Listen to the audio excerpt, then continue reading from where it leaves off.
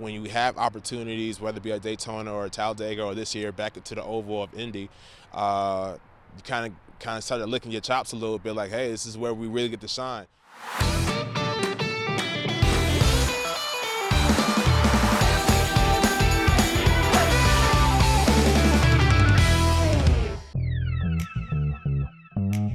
So I went to school at Winston-Salem State University, and I was playing football there. And once I graduated, I was looking to see what were my next steps. They had actually a combine, the Draft University Combine, came to my university, and I participated in the combine.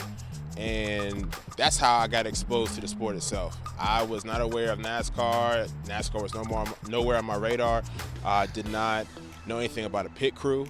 So once I got, involved in, trying to do drills with the jack or drills with the tire carrying, I fell in love with it. And so that's where I started my career. So I've always been competitive in nature, but when it comes to something just new, I always like new challenges. I played football, did a little basketball, did some wrestling in my life. Back in high school, was an all-state wrestler, did some track.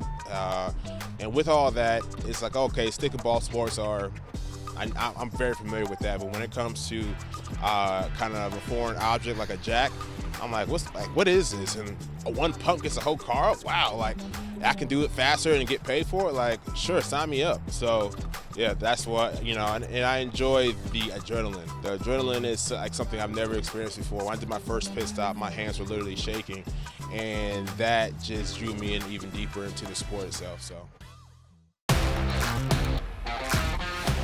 Yeah, the pressure can get pretty intense, especially when you got, your teammates who can run an 8 to 9 second, 10-second pit stop. That really puts the pressure on when you got to get, 11 gallons in on one can. You have to really decide how you're going to execute that task and kind of just have that confidence in yourself that you're not going to slow it down.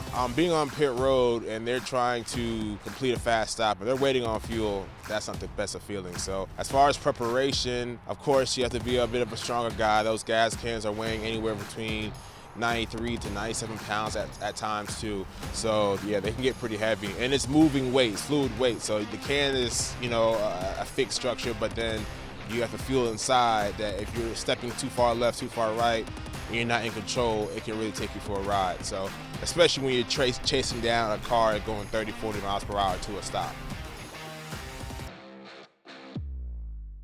Yeah, so those races are the races where fuelers are able to really shine and really show how they can separate themselves from the other fuelers on pit road, because as soon as that car stops, you can engage that car and plug in such a way to where it's a clean flow, and there's no what we call venting when the fuel gets pumped back into the vent tube, which slows down the flow rate. So there's a whole kind of scientific, mathematical type of scenario how that kind of breaks down.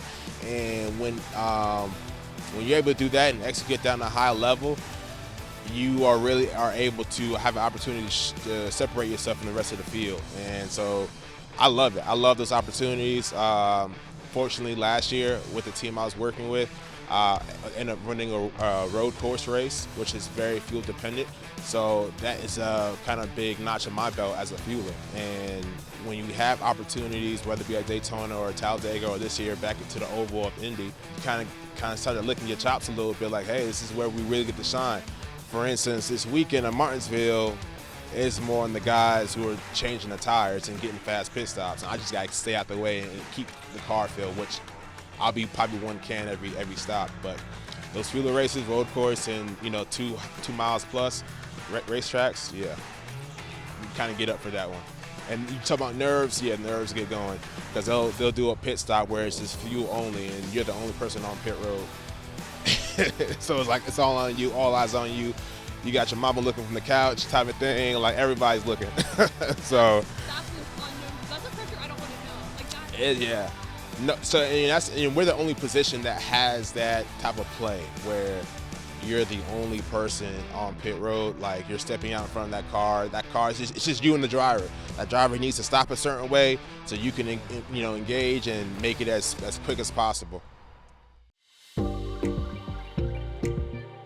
I've actually spent some time out in DRC, in Brazzaville, Congo, to be exact. And I was out there visiting my sister, but during my time there, I spent some time at an orphanage and also with an English speaking school. So being able to see different people live different type of lives, and maybe from my standpoint, my perspective, have less than, but still could walk daily with the biggest smile on their faces, that really showed me that, hey, happiness, you can choose it, right? If you choose to, right? And so I've not only given my time, but also my money to be able to support the people overseas and just the people of the Congo, because they're beautiful people, beautiful culture, and they have a lot to offer. I met one guy, he actually made his way to America and now lives out in Michigan. A good friend of mine, he got to study, I think he went to the University of Michigan for a little bit and got his studies here and has been living here ever since. So you never know the impact that you can make when you meet a foreigner, whether it be in Congo or maybe in Brazil somewhere, and how that can translate to their future. That would probably be a close second for me as far as why I do what I do. Competition is definitely number one, but then number two would be being able to interact with fans, especially folks who come out there and it's their first time at the racetrack and they've never seen anything like this before, especially, you know, different minorities that come to the track, folks who, you know, maybe might have been a little hesitant to come out because they're not sure what to expect at a NASCAR race. I love to be able to be that stranger that will welcome them with open arms and, you know, show them what it looks like from the wall, or be able to get a drink by the cooler if they needed to, you know, if on a hot day. So stuff like that has been something that I take a lot of pride in, a lot of joy out of, to be able to make that impact and have a fan's experience that much more exciting and enjoyable.